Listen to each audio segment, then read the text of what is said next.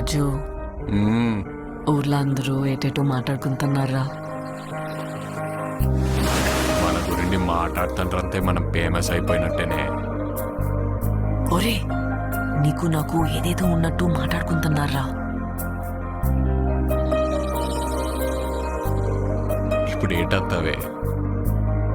అందరు ఎలాగో మాట్లాడుకుంటారు కదా, అది నిజం చేసిస్తే ఎలాగుంటదా అని.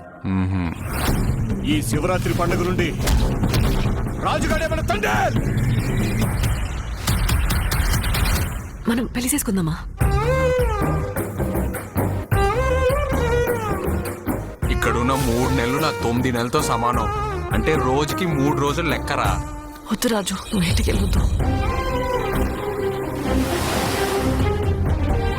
అలా గుండుకే నేను వదిలేనే.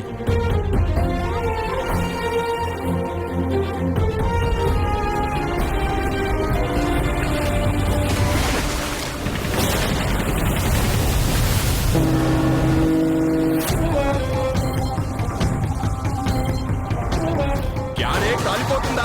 నైతో మీ దేశంకి ఏమి చేసినా తుడుచుకొని పోవటం అలవాటైందా? మా దేశంలో ఉన్న ఓరకొక్కలని ఉత్తరం వైపు తిరిగిపోస్తే ప్రపంచ పటంలో పాకిస్తానే లేకుండా పోతే మా యాసని మాత్రం ఎట్కారం చేస్తే రాజులమ్మ జాతరే. వీడు రాడు, వీడు తండ్రి.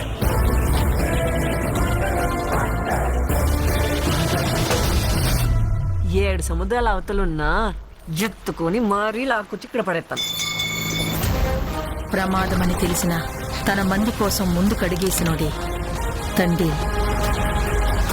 తండ్రిలంటే ఓనరా కాదు, లీడర్.